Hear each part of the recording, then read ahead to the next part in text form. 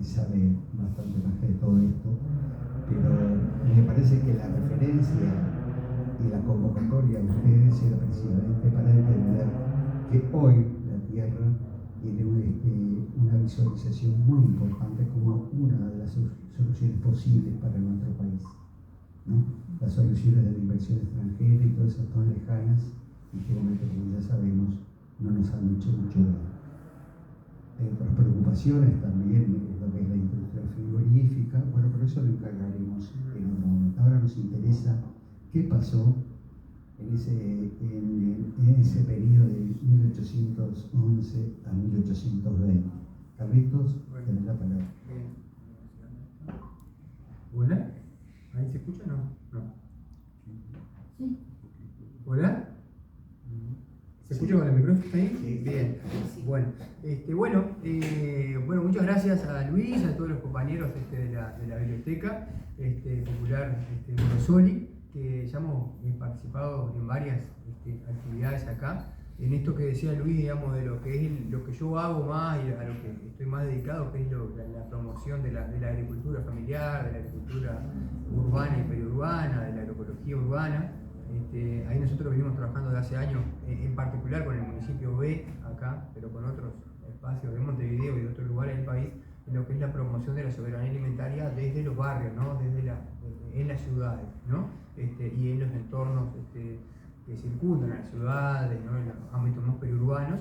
Y bueno, y desde ahí, y de esta perspectiva, también es que me llega la invitación acá de poder abordar el tema en estos 210 años, digamos, de lo que fue el reglamento provisorio de tierras, el reglamento artiguista, poder bueno, reflexionar un poco sobre qué tiene en común, digamos, ese hecho importante, ¿no? De lo que fue esa década artiguista, digamos, de la patria vieja, con lo que nosotros estamos viviendo hoy en materia agroalimentaria, en materia de producción y en materia de acceso a la tierra, ¿no? También, que es todo un tema importante y que además está en la discusión todos los días, porque ha surgido ahora también toda la discusión en torno a lo que es el Instituto Nacional de Organización, lo que son las políticas de acceso a la tierra, lo que implica el mercado de tierra, la concentración, ¿no? de la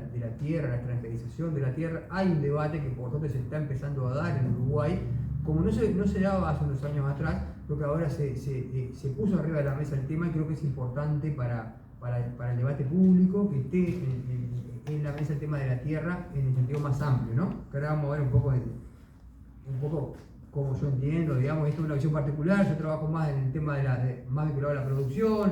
Este es un tema que también está bueno tener los aportes de los historiadores, de la gente que se dedica al estudio más académico de la historia, tener como diferentes perspectivas, ¿no? Ahí hay mucha gente que se ha bueno, que ha profundizado en el tema de lo que significó el reglamento artiguista en la historia del Uruguay y en la historia del artiguismo, ¿no? Nosotros vamos a dar una perspectiva de lo que es la visión de la producción agropecuaria, del uso, ¿no? Y el aprovechamiento de la tierra a lo largo de la historia del Uruguay, y, bueno, y algunas reflexiones sobre todo de los hechos, de lo que implicó el reglamento en la época en que estuvo vigente, lo que implicó en el marco de lo que fue la revolución artiguista, ¿no? En lo que fue la revolución oriental, ¿no?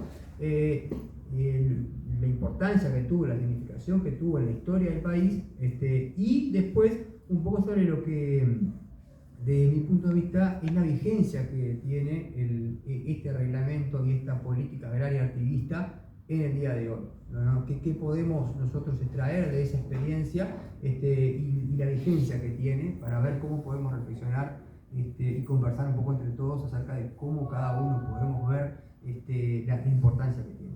¿Qué fue el reglamento? El reglamento provisorio de Artigas fue una de las medidas que Artigas redacta y promulga en purificación, lo cual no es menor.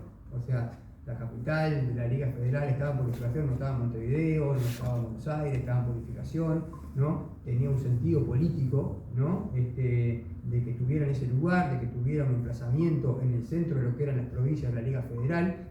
no es casual tampoco la época, estamos hablando de septiembre de 1815, en la época en que el artiguismo está más fuerte, el artiguismo ha logrado ya el objetivo de controlar Montevideo, por ejemplo, que era un objetivo político de primer orden, ¿no? Y que implicó toda una serie de idas y vueltas entre 1814 y 1815, cuando se logra el desalojo, digamos, de las fuerzas españolas, ¿no? de Montevideo, pero que primero hay una ocupación por parte de las fuerzas porteñas, después hay un primer gobierno, donde hay también, que es muy interesante ahí ver cómo funcionó ese primer gobierno, donde estuvo Torres, ¿no? Y todo lo que llevó a que ese gobierno después estuviera a cargo de Barreiro, que va a ser el que va a estar a cargo, digamos, del gobierno de Montevideo durante la época de 1815, 1816, ¿no? Y todo lo que implicó eso al interior de las fuerzas artiguistas. Como decía Luis recién, la Revolución Oriental era una amalgama de muchas fuerzas diferentes, ¿no? Donde había algunos hacendados, donde había indios, donde había criollos pobres, donde había un conglomerado humano muy diverso, eso del pueblo en armas, el pueblo reunido, ¿no? En armas, y que había gestado una revolución desde el interior de lo que era la banda oriental, ¿no? En lucha contra lo que eran los españoles que estaban en Montevideo, ¿no? Por lo tanto, había ahí una amalgama de fuerzas diversas donde había también sectores, ¿no? Sobre todo al principio, de hacendados importantes o de propietarios, lo que era la propiedad en aquel momento, que era una propiedad que todavía no estaba delimitada claramente, eran mercedes reales que tenían algunas familias, ¿no? La propiedad no era lo que es la propiedad hoy, ¿no? Eran grandes extensiones de tierra donde no había una titulación efectiva, sino donde lo que habían eran ocupaciones y control de determinados lugares del país y sobre todo hacienda, ¿no? Hacienda que estaba en los campos, ¿no? El ganado que estaba en los campos, que era el principal capital. La tierra no era lo que valía más. Lo que valía más era el semoviente, digamos, era el ganado, ¿no? La hacienda era lo que realmente tenía valor en ese momento para los cueros, para la incipiente industria saladeril, que estaba en ese momento comenzando a tener un desarrollo en lo que era el Río de la Plata, ¿no? Para los mercados, ¿no? de Cuba, de Brasil, ¿no? Digamos que eran los mercados de esclavos, que era donde se empezó a desarrollar un comercio de exportación de la carne salada, ¿no? De saladero, ¿no? Que en esos años empieza a desarrollarse, más adelante don Juan Manuel de Rosas y otros van a ser grandes saladeristas, ¿no? Que van a tener esos mercados de exportación en todo lo que es la banda oriental, la Mesopotamia, la Pampa, ¿no? Y ahí va a empezar la apropiación de gran parte de la tierra de forma privada también, ¿no? El saladero es el que empieza de alguna forma a lograr la apropiación privada de la tierra, que venía del periodo hispánico, donde en realidad, como se decía recién, en el periodo hispánico la propiedad no estaba delimitada tal como la conocemos hoy. Eran mercedes reales, permisos de uso, la tierra pertenecía a la corona, ¿no? Ahí es muy interesante en los antecedentes de este reglamento la concepción que se tenía de la tierra en el periodo hispánico, que es bastante diferente a la concepción que va a emerger de la Revolución Francesa, donde la tierra se reparte en lotes privados, ¿no? En el periodo hispánico la tierra tenía un sentido más de uso, ¿no? O sea, cuando se daba una merced era para usarlo y eso era revocable de alguna manera, ¿no? O sea, si bien después había grandes latifundios, había grandes extensiones de tierra que tenían los Balsaibar, que tenían otras familias, ¿no? Que controlaban, pero en realidad la tierra en última instancia pertenecía a la corona, ¿no? Y eran mercedes reales las que se daban para el usufructo de esa tierra, ¿no? Y había una concepción de la tierra como bien común también. O sea, por eso los cabildos, cuando se formaba un pueblo, tenían la posibilidad de entregar las tierras circundantes a los que formaban los nuevos pueblos. Y así se formaron la mayor parte de los pueblos acá, con los cabildos de cada pueblo repartiendo las tierras de esos lugares. Así también se formó lo que es el cinturón, digamos, de Montevideo, ¿no? De hecho, ahí las chacras de Montevideo se fueron formando en esa época también a través de la asignación. Bueno, está la chacra de Pérez Castellano, lo que eran las chacras de La Rañaga, de Berro, todas las grandes chacras que hoy podemos ir identificando, tienen ese origen, ¿no? Entonces había un sentido en el derecho hispánico que tenía más que ver con el uso y que limitaba de alguna manera las potestades de la propiedad privada de la tierra, ¿no? Que venía de la tradición hispánica, que va a ser muy cara a lo que era la formación de Artigas, que venía de una familia de mucha raigambre hispánica, con su abuelo fundador de Montevideo, ¿no? Con su padre que también va a heredar tierras y va a aumentar las tierras en diferentes puntos del país, sobre todo en Canelones, ¿no? En Sauce, en Casupá, ¿no? Donde tenía ese acceso a el uso de la tierra para el desarrollo de la ganadería, que era la actividad que predominaba. Entonces, en ese marco de lo que va a ser la revolución oriental, va a surgir ahí la posibilidad y la necesidad de usar y de poner a disposición, digamos, de la revolución la tierra en parte de los enemigos de la revolución, que ese es uno de los objetivos, digamos, también del reglamento, o sea, poder poner a disposición de la revolución y de sus contingentes sociales, de sus bases sociales, la tierra de los grandes propietarios, de los enemigos de la revolución, de alguna manera. Ese va a ser un objetivo político también que es muy importante tener en cuenta, un objetivo político del reglamento, ¿no? Poner a disposición de los sectores que apoyaban la revolución, de los criollos pobres. Por eso uno de los artículos del reglamento va a ser que habla de a quién se va a asignar esa tierra que se va a ir recuperando, habla de lo que eran las bases de esa revolución popular que era el artiguismo, ¿no? Los criollos pobres, los indios, ¿no?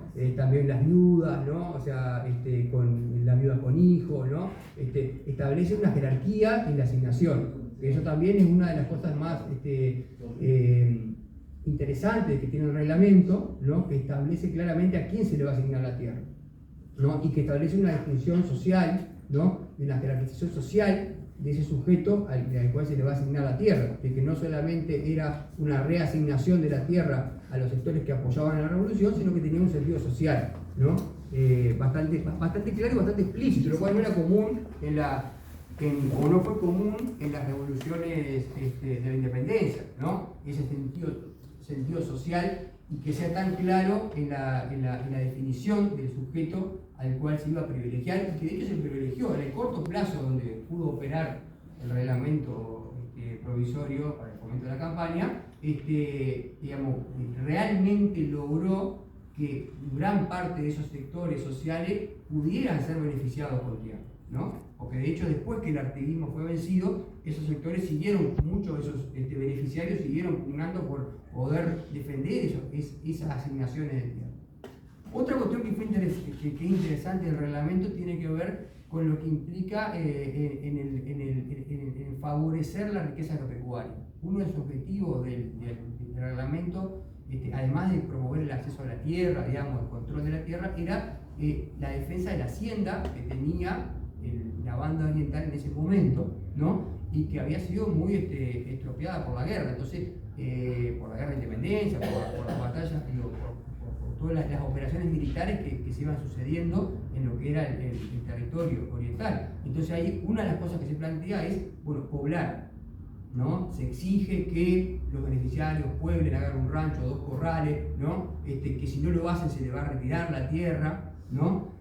También se plantea el tema de la prohibición de la matanza de las hembras, de las vacas, o sea, las vacas hembras, o sea, para promover la ganadería. Hay una intención de aumentar la producción, ¿no? De mejorar la producción. O sea, en esa época en que estábamos en una ganadería que estaba en transición de lo que era la producción de cuero solamente a ya la producción de un bien como era la carne salada, ¿no? Entonces había como una intención de mejorar la producción, ¿no? Dentro de las condiciones de un país que estaba en guerra y que no dejó de estar en continua guerra durante la ejecución. Durante la ejecución del reglamento, y que después se va a complicar todavía más con la invasión portuguesa, ¿no? A partir de 1816-17. Las guerras eran permanentes. Y las guerras eran permanentes. Entonces, aún en esas condiciones hay una intención de mejorar la producción y la productividad que tiene que ver con esto. Primero, esto de prohibir la matanza de las hembras, algo que es bien productivo y que está establecido en el propio reglamento. Y lo otro era limitar también la posibilidad de del pasaje de ganado en pie al Brasil, que era una práctica muy común y que fue una práctica muy común, que siguió siendo una práctica muy común durante gran parte del siglo XIX en el Uruguay, ¿no? Y que también hay una intención de que ese ganado se reserve y se preserve en la banda oriental para el aprovechamiento de ese ganado, ¿no?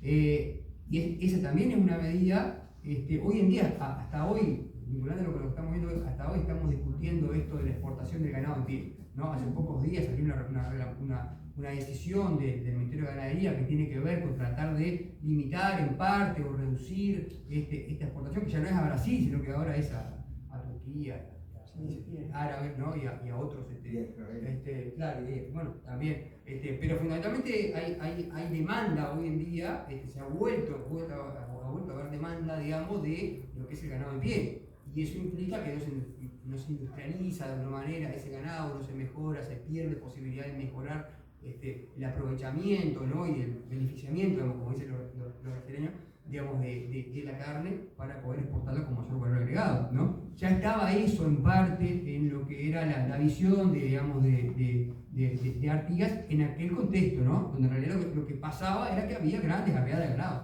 ¿no? Porque había no había fronteras, digamos, establecidas definitivamente, ¿no? Y había mucha porosidad en esa, y además estamos hablando de que había una guerra casi permanente. También hay una organización, de alguna manera, en cuanto a las garantías para poder acceder a la tierra. En el propio reglamento se establecen las formas, los procedimientos para el acceso a la tierra, ¿no? Ahí se establece la función de los alcaldes provinciales, ¿no? Se establece una regionalización de alguna manera en el propio reglamento de cómo tenía que hacer la gente para ir a reclamar tierra y poder acceder. Se establecen zonas, ¿no? Una al norte del Río Negro, otra entre el Río Negro y el Río Gí, otra entre Santa Lucía y todo lo que era el sur del país, ¿no? La costa. Entonces hay una regionalización, una intención de regionalización también, que es muy importante en esa época donde no había una institucionalidad más allá de los cabildos, ¿no? En un contexto, no hay que olvidarse, de permanente guerra, ¿no? Y digamos, de movilización de ejércitos, que eso también implicaba una movilidad en cuanto a los centros de poder en ese momento, ¿no? Por lo tanto, implicó el reglamento, junto a otras medidas del artiguismo, un reconocimiento de la función social que tenía la tierra, ¿no? En el marco de una revolución. O sea, había una revolución y la revolución tenía que hacerse cargo de ese problema que era el control de la tierra, el control del territorio, y eso implicaba asentar a las bases sociales de la revolución en el territorio y a su vez generar incentivos para la producción, ¿no? Para la producción, para el asentamiento. También hay otro componente muy importante del reglamento, que es el tema del orden social interno en el territorio. O sea, por eso el reglamento va a ser un reglamento provisorio para el fomento de la campaña y la seguridad de los asentados, ¿no? Ese es el nombre, digamos, que se le da al reglamento, porque había una necesidad de imponer también el orden en la campaña.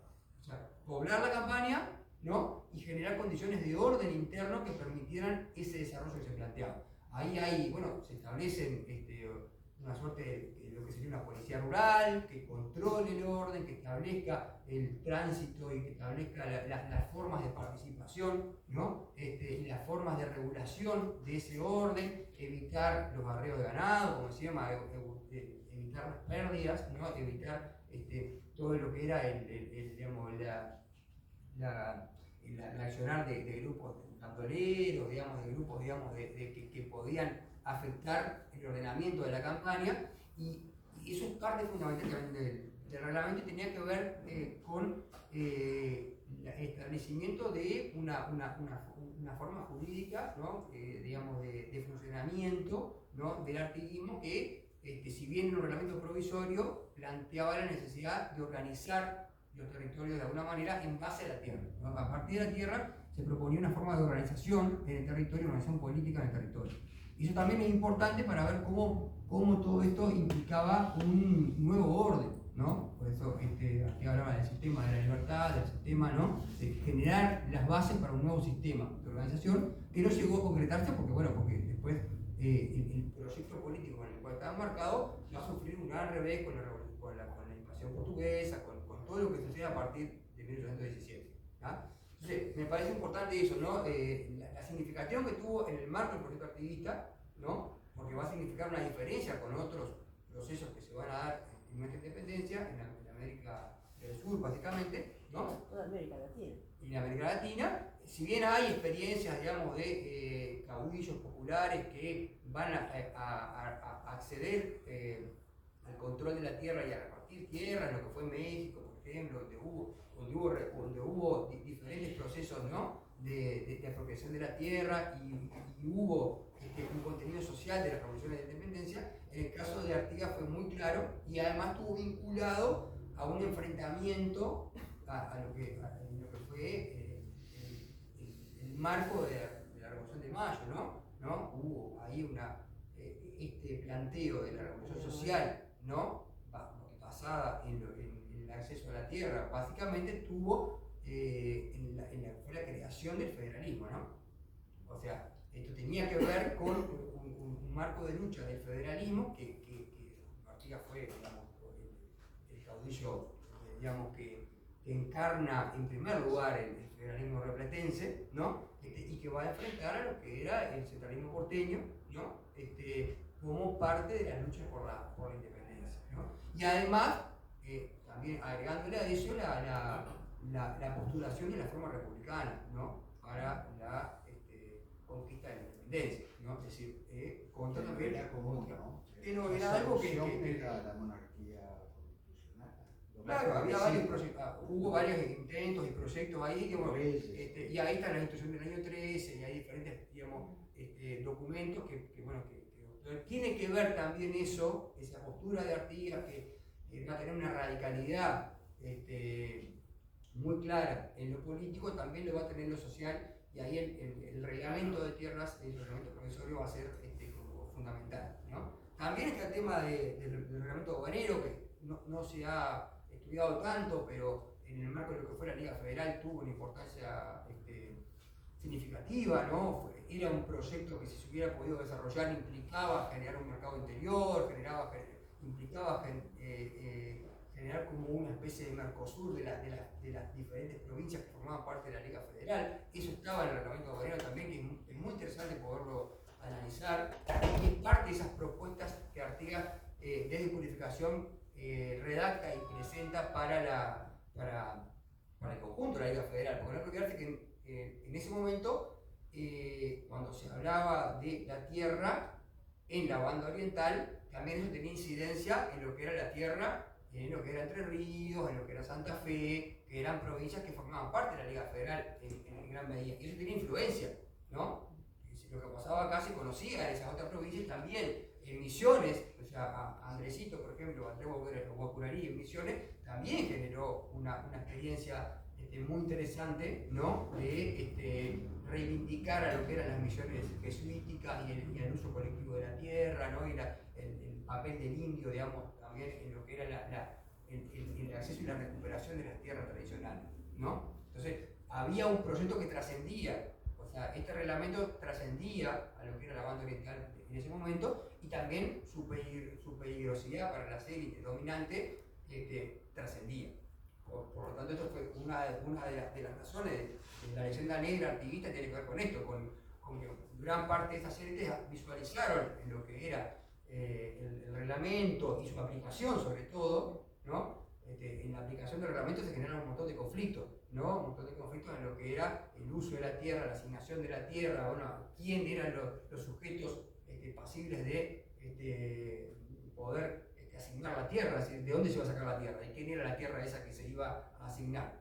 Ahí hubo conflictos, porque había propietarios, había gente que tenía mercedes reales para usar esa tierra, que controlaba, que eran muchas veces latifundistas de Montevideo o de otras partes del país, pero en realidad eran grandes latifundistas, y eso generó conflictos incluso al interior de las fuerzas que formaban parte del núcleo base de las fuerzas artiguistas, ¿no? Por lo tanto, ahí hubo conflictos, y también hubo conflictos en la forma de acceso. Ahí aparece la figura de Encarnación Benítez, por ejemplo, que va a ser uno de los oficiales artiguistas que que va a impulsar la aplicación de alguna manera del reglamento artiguista, ¿no? Y que ahí va a generar un montón de conflictos, que Artigas va a tener que intervenir, a veces para mediar, a veces para reducir esa conflictividad social que generaba la aplicación del propio reglamento, ¿no? En un contexto, como decíamos, de guerra, de enfrentamiento, ¿no? De inestabilidad social y política bastante grande, en un momento donde no estaba claro cuál era el panorama político y cuál era a veces el gobierno efectivo que había, ¿no?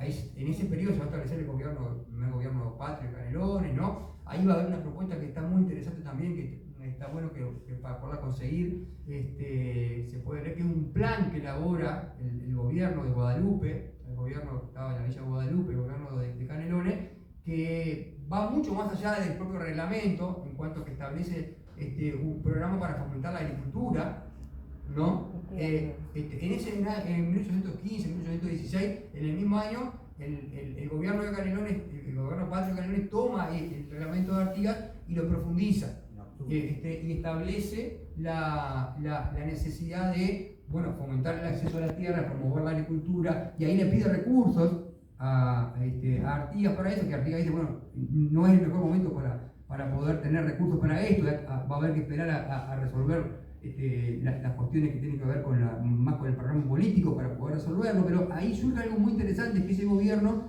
esa propuesta del gobierno de Canelones, establece la necesidad de que haya una cartilla, ¿no? Y ahí le piden por ejemplo, le habían pedido a Pérez Castellanos que redactara un informe con sus experiencias que él tenía como chacarero, para poder promover la agricultura, ¿no? En las chacras que se iban generando, ¿no? Y para promover la producción agrícola, que era algo que no estaba muy desarrollado. Y ahí surge que Pérez Castellanos se pone a escribir, ¿no? Y redacta una obra que va a quedar póstuma, él muere, ¿no? Y va a quedar, que está publicada, ahí lo pueden conseguir, digamos, se llama Observaciones sobre Agricultura, que está muy interesante, lo editó la colección de clásicos uruguayos, y ahí él expone su experiencia en su chacra de Miguelete, ¿no? Mediante observaciones sobre cómo plantar, cómo hacer cortinas, cómo hacer un montón de cuestiones bien prácticas, ¿no?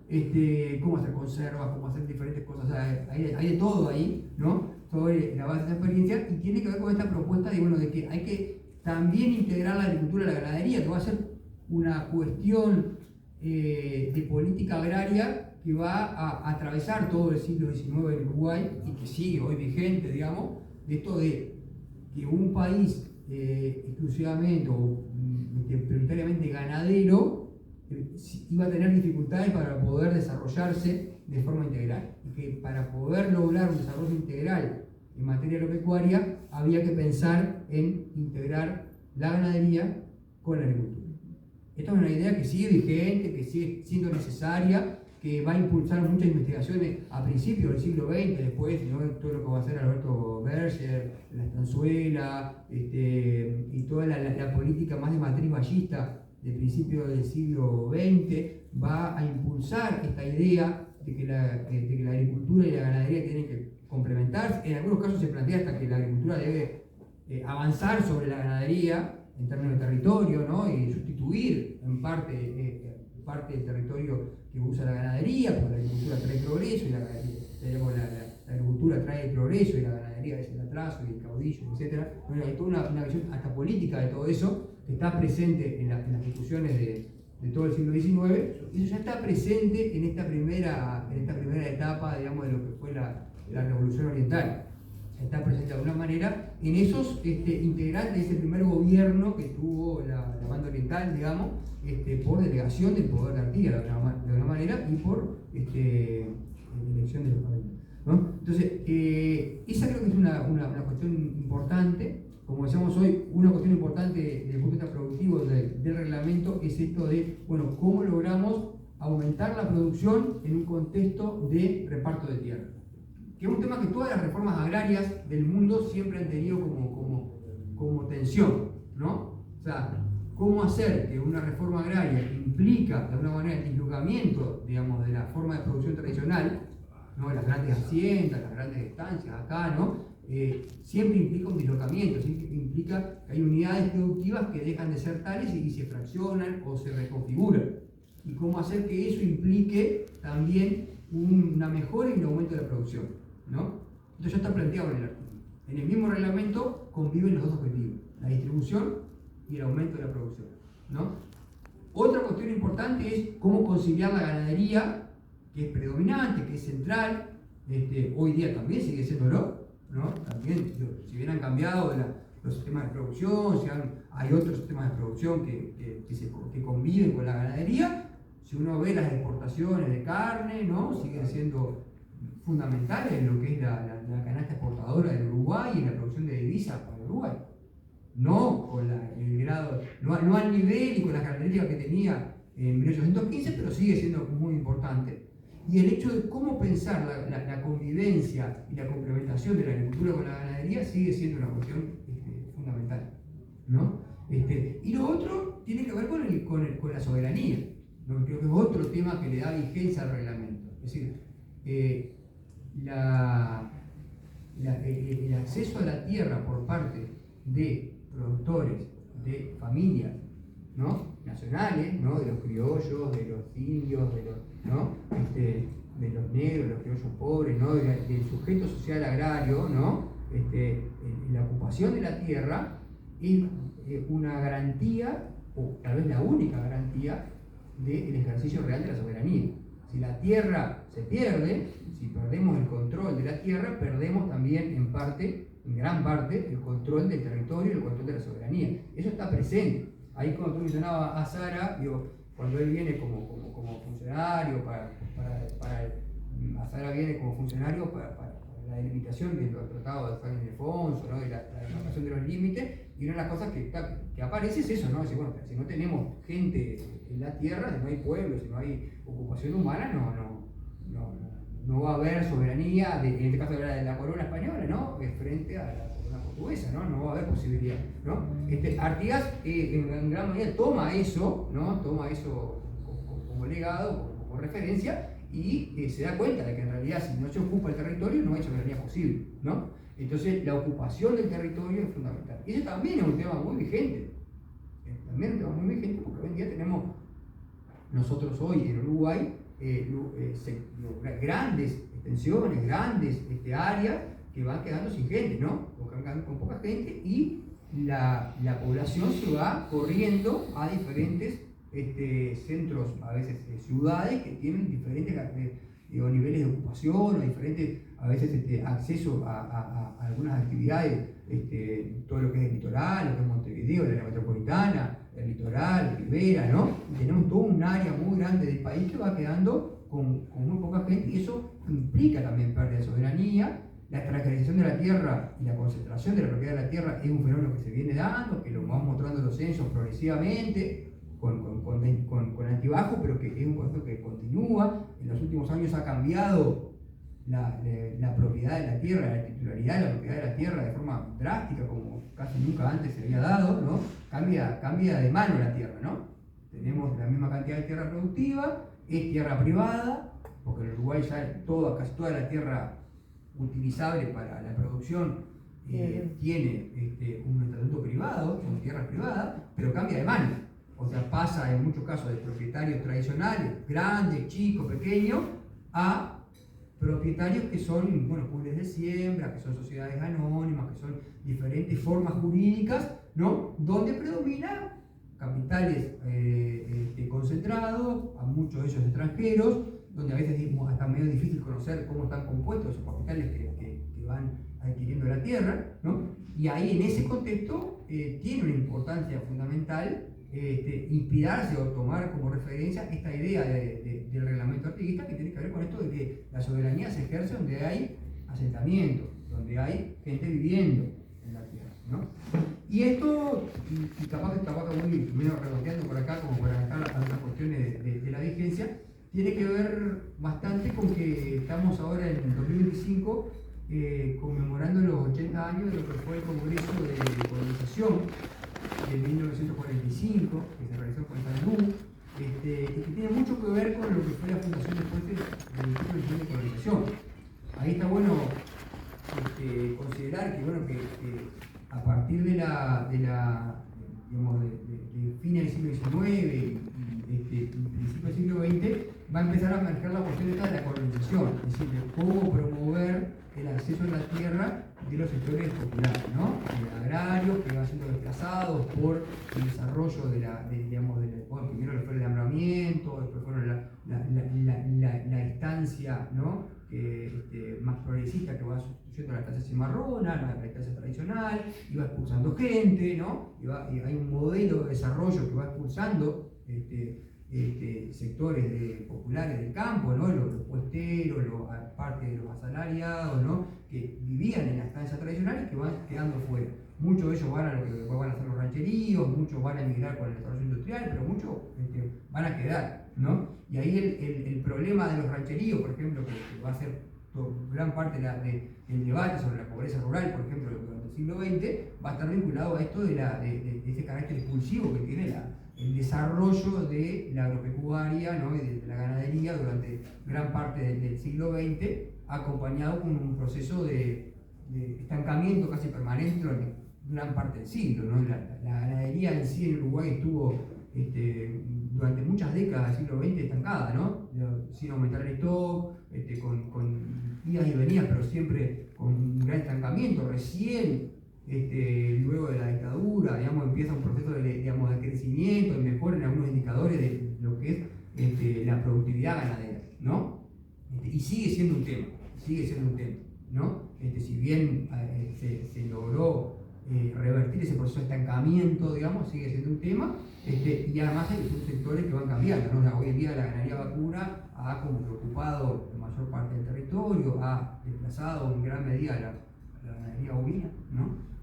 Por razones más de mercado, pero ha pasado, ¿no? Entonces, ¿a qué iba con esto? Surge el tema de la colonización como una forma de compensar ese desarrollo, ¿no?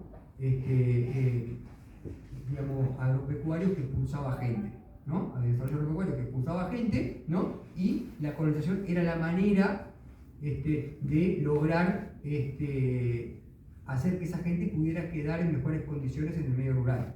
Incluso al principio la colonización tuvo un carácter privado, eran los grandes estancieros los que se preocupaban, decían, bueno, ¿qué vamos a hacer con esta gente que queda expulsada para que no se vaya a las ciudades? Vamos a generar nosotros, las primeras entidades colonizadoras fueron privadas, eran propietarios privados que lo que hacían era juntar recursos y traer gente, a veces inmigrantes, ¿no? Para ocupar y para colonizar.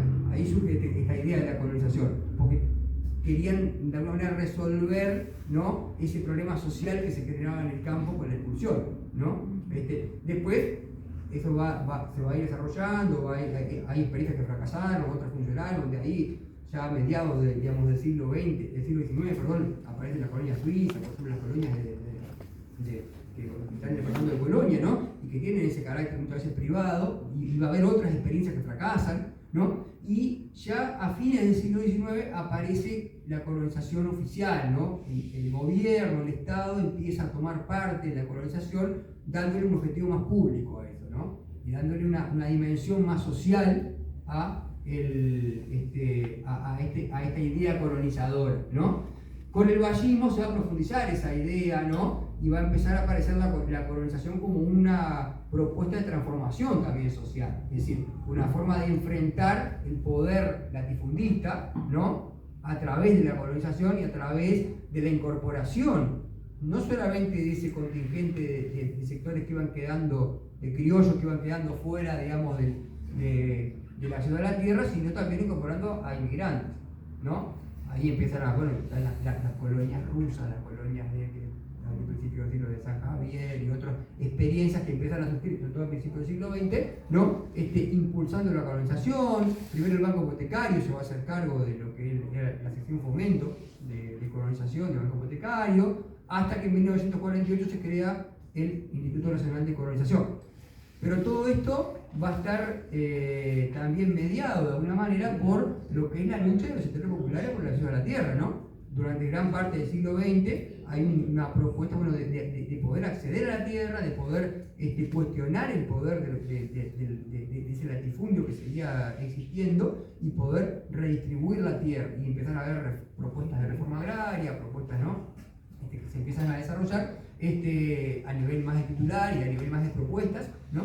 Y ahí es interesante que en 1915 se crea, junto con la Federación Rural, la Comisión Nacional de Fomento Rural, que es la entidad que reúne a los productores familiares, digamos, a los productores más pequeños, a los productores más pequeños y medianos, ¿no? Que se nuclean en las sociedades de fomento rural, que eran unas entidades que se habían generado en las estaciones de ferrocarril, ¿no? Donde estaba la estación del tren, se formaban muchas veces comisiones de fomento de vecinos que pugnaban por mejorar la caminería, por mejorar, digamos, las condiciones de habitabilidad de los que vivían ahí, que eran productores chicos, medianos, no era el productor ausentista que tenía mucha tierra y que no vivía en ese pueblo, sino que eran los productores de la vuelta que se juntaban para, de alguna manera, mejorar las condiciones de vida en el medio rural. Y ahí surgen las sociedades de fomento rural, que se empiezan a expandir por todo el país, ¿no? Hoy en día hay cerca de 100, más o menos, que están funcionando en todo el país, sobre todo en el litoral, en el sur, ¿no? Los lugares donde hay menos, como en el noreste, pero del país, ¿no? Pero en el litoral, en el sur, en el este, hay muchas. En cada pueblito hay una sociedad de fomento rural. Vas a San Antonio, está la sociedad de fomento rural de San Antonio. Vas a San Bautista, está la sociedad de fomento rural de San Bautista. En todos los pueblos. Entonces en cada pueblo había una sociedad porque estaba asociada a la estación de tren, básicamente, en su momento. Después eso va a ir cambiando, ¿no? ¿Y qué pasa? El vallismo, de alguna manera, en su pugna con el herrerismo, que había sido muy importante lo que era, que además estaba surgiendo en ese momento, en torno a la figura de Herrera, ¿no? Y que se va a formar la Federación Rural como nucleando a los sectores más potentados del campo, porque la Asociación Rural ya tenía como una especialización en cuestiones más bien técnicas y no tenía la fuerza gremial que se necesitaba. Entonces se crea la Federación Rural como una fuerza más combativa, más de acción política y social y gremial, ¿no? Entonces el vallismo lo que hace es plantearse la posibilidad, y ahí, de hecho, en la formación de Comisión Nacional de Fomento Rural va a estar Baltasar Brum, toda la plana mayor, digamos, del vallismo es parte de ese proyecto político-social que era el fomento rural, ¿no? Y se crea la Comisión Nacional de Fomento Rural, que va a ser como la contracara de la Federación Rural, que va a expresar al productor granjero, al productor lechero, a los productores que no eran o que no estaban vinculados directamente a la hegemonía del ruralismo tradicional, vinculado a la ARU y vinculado a la Federación Rural, ¿no? Y eso se va a mantener con todos los cambios y todas las transformaciones que van pasando en el país durante todo el siglo XX, ¿no? Y ahí es que en ese marco de la Comisión Nacional de Fomento Rural se empiezan a reivindicar un poco estas cuestiones de la tierra y de la función social de la tierra, que tienen que ver con aquella herencia activista, ¿no? Decir, bueno, que la tierra no tiene una función solamente productiva, no tiene una función solamente como mercancía, sino que también tiene una función social, ¿no? Y ahí empieza a surgir esta noción que yo decía hace unos minutos de la función social de la tierra. Es decir, la tierra tiene una función social de integración de la población, de asentamiento de la población, ¿no? De pensar, ¿no? Y llevar adelante un tipo de desarrollo agrario diferente, integrador, ¿no? En lo social y también en lo demográfico, ¿tá?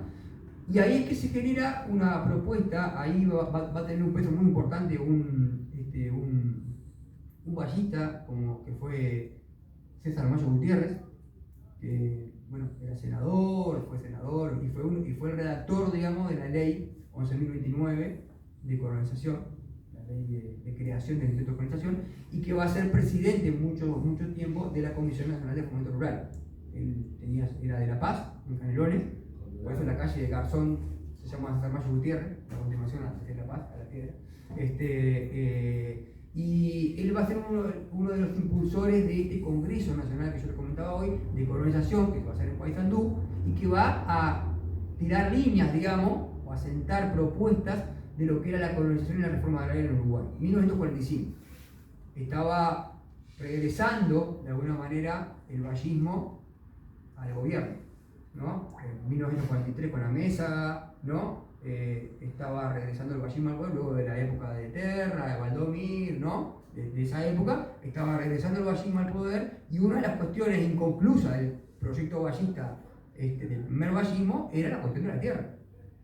Era una de las cuestiones que habían quedado pendientes, digamos, ¿no? Y bueno, parte de ese segundo vallismo se plantea tomar el tema de la tierra a través de esto hubo varias acciones, pero una de ellas fue el tema de poder promover el acceso a la tierra a través de la colonización. La comisión del Senado que redacta la ley 11.029 se llama Comisión de Colonización y Reforma Agraria.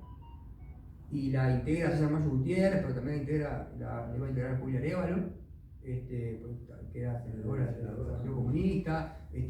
O sea, hay una integración bastante plural de esa comisión que va a ser la que reciba todas las denegaciones, ¿no? Durante varios años, hasta que se llega a redactar el proyecto que se aprueba en 1948, que crea el Instituto Nacional de Colonización.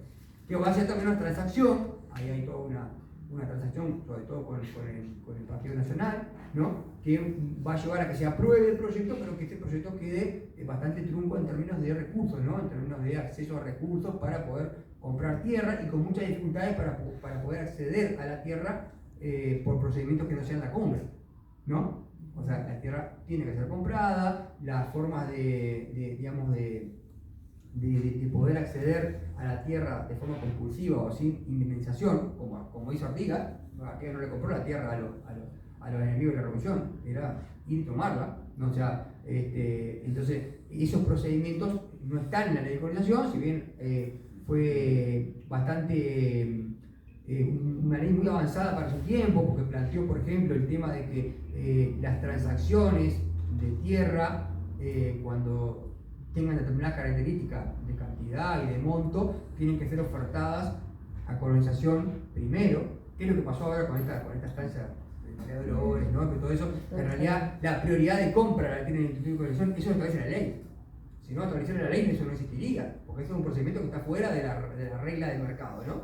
O sea, establece una prioridad de compra, que tiene solamente el Instituto de Colonización, que quiere decir que el arreglo entre privados que haya, por eso el precio de esta estancia es ese precio, porque en realidad es un precio que habían arreglado dos privados, pero como tienen que ofrecerse la colonización, porque si yo pago esto, me quedo con esa tierra, aunque haya otro privado que oferte lo mismo, ¿no? Entonces, eso es parte de la ley de un procedimiento de intervención en el mercado de tierra. ¿Para qué? Para que colonización pueda tener acceso a la tierra, y eso se aplicó muchas veces. Ahí hay algunos estudios que están buenos, que establecen cuáles fueron los periodos del Instituto de Colonización, porque hubo una primera etapa de mucho crecimiento, que fue la etapa de 1948 a 1973, ¿no? La dictadura también ahí impactó mucho en cuanto a debilitar a lo que era la capacidad de compra del Instituto de Colonización, ¿no? Pero hubo periodos de mucha compra de tierra, uno de ellos fue el de José Pareco, donde se compró mucha tierra, paradojalmente, pero hubo ahí un periodo donde se compró bastante tierra, ¿no? Del 48 al 73. Luego hubo un periodo de caída, y después hay un periodo, digamos, de mucha inercia en los primeros periodos de la democracia, y después del 2005 al 2019 hay un crecimiento después bastante importante con el gobierno del Frente Amplio de aumento de la compra de tierra. O sea, que el Instituto compra tierra y logra a crecer el patrimonio de colonización. ¿Cuál es la característica? Que toda la tierra que compra colonización forma parte del dominio público, es decir, no es tierra privada. Es tierra que pertenece al Instituto de Colonización, que se da en usufructo a los colonos, que tienen que pagar una renta por el uso de esos terrenos. Y ahí está ese concepto que recoge la ley de 11.029 está inspirado en lo que era el reglamento. El reglamento planteaba eso, era usufructo de la tierra, ¿no? Por eso el reglamento era provisorio, no te daba el título de propiedad, porque no estaba previsto, porque había una guerra, porque no se sabía muy bien qué iba a pasar. Entonces no te daban un usufructo de la tierra. En colonización prima eso. Si bien después de pasado muchos años puede el colono comprar la tierra, que de hecho ha pasado en muchos casos, ¿no? Hay un procedimiento para que el colono después de pasado muchos años pueda comprar la tierra. Lo que prima es el usufructo, ¿no? De la tierra con renta, con una renta que es más baja que la renta que paga un arrendatario de tierras en el mercado privado, ¿no? O sea, el colono paga menos renta que el vecino que arrienda un campo. 5 veces menos. Claro. Paga $20 por hectárea y si no vale 100. Exactamente. O sea, y eso también va cambiando en la medida que la tierra se valoriza. ¿no? Acuérdense lo que decíamos hoy del valor de la tierra en la época de Artigas. Era más el valor de la hacienda que el valor de la tierra. Hoy en día eso ha cambiado mucho. El valor de la tierra, el valor inmobiliario de la tierra, la renta de la tierra ha cambiado mucho y hoy en día la tierra en sí vale mucho más porque ha habido todo un montón de procesos, digamos, económicos y que estamos analizando. Hace poco, por suerte, en los últimos años han vuelto a haber estudios sobre renta de la tierra, ¿no? En la universidad ha habido investigaciones sobre eso, ¿no? Sobre cómo funciona y cómo opera la renta de la tierra en estos momentos, ¿no? Y lo importante que es, porque la renta de la tierra es lo que determina que hoy en día nadie pueda por sí solo ir y comprar un pedazo de tierra para poder, o sea, tenés que tener mucha plata para ir y comprar, no sé, 50, 60 hectáreas y ponerte a producir. Es muy caro eso, es muy difícil que alguien tenga esos recursos para poder no solamente comprar la tierra, sino hacer las instalaciones, o sea, el umbral para acceder y para empezar a producir hoy, incluso independientemente de los rubros, es muy oneroso, ¿no? Incluso para ir a vivir, ¿no? Mucha gente hoy en día está incorporando esta necesidad de poder acceder a la tierra para vivir, ¿no? En territorios rurales, más allá de que no esté dedicada a la producción agropecuaria, ¿no? Hay muchos predios no comerciales, los últimos años han detectado un aumento de los llamados predios no comerciales, así que son predios, chacras, ¿no? Que la gente compra para vivir o para hacer otra actividad, ¿no? Pero que son rurales, o sea, están dentro de territorios rurales, pero no están dedicados a la actividad agropecuaria, necesariamente, ¿no? La gente que vive ahí trabaja en la ciudad, trabaja en otras profesiones, otras actividades, pero reside o tiene la propiedad de predios que son explotaciones agropecuarias o que son rurales. Entonces ahí hay un fenómeno que hay que entender también y que tiene que ver con la vigencia también, creo, del reglamento, porque también es importante que la gente resida, más allá de la producción agropecuaria, que en realidad con los sistemas de producción que tenemos hoy es mucho más productiva, o sea, tiene mucho más productividad, ¿no? Cada unidad de producción hoy, cada hectárea produce mucho más, en carne, en lana, en cualquier rubro, ¿no? En horticultura, ¿no? En fruticultura, cada hectárea produce mucho más, ¿no? Pero ¿qué pasa? Es importante, además de la producción, el afincamiento, el poblamiento del territorio, ¿no? Entonces ahí esta necesidad que ve mucha gente de poder ir a territorios rurales, ir al campo para vivir y producir algunas cuestiones que tengan que ver con la producción del alimento, con la producción, digamos, o de alimentos para comercializar en circuitos cortos, ¿no? No estamos pensando en ir a producir para exportar, sino que ir a producir de repente lo que puedo producir con mi familia para poder intercambiar en circuitos cortos en los territorios y sostener una dinámica económica y social que es muy importante para la construcción de soberanía, ¿no? Para la construcción de comunidades, sobre todo en espacios que van quedando vacíos por el desarrollo de la producción agroindustrial. Y eso, desde el punto de vista político, desde el punto de vista social, tiene mucha importancia porque ayuda a repoblar lugares que van quedando vacíos y que esos lugares que van quedando vacíos van generando condiciones de vida para los que quedan mucho peores. Porque a la medida que hay menos gente, hay menos votos, hay menos acceso hay menos capacidad de presión para acceder a bienes sociales y culturales. Es decir, si somos 4, no, vamos a tener mucho más dificultades para acceder a todo, ¿no? Y eso está pasando en muchos territorios rurales. La escuela, por ejemplo. Si no tenemos mucho boliche, se cierra la escuela, ¿no? Entonces ya te quedas sin escuela, entonces tenés que ir a otro lugar. Entonces la vida se va haciendo cada vez más complejo para el que queda en la medida que no se reponen los territorios rurales. O sobre todo esos territorios rurales que van quedando despoblados. Entonces ahí hay un tema que me parece importante para destacar, que es de la actualidad. Como vieron, hay muchos temas de actualidad que tienen inspiración o que pueden tener inspiración para pensar políticas, para pensar acciones basadas en el reglamento, y por eso me parece que sigue teniendo mucha vigencia, ¿no? En lo social, en lo económico, en lo político. Y bueno, no sé si tú querías decir algo, y capaz que abrir un espacio para el que quiera comentar algo. Yo más o menos quería comentar algo por el No quiero que hablen los demás porque yo... No, pero tú ibas a decir algo y yo quería... No, que desde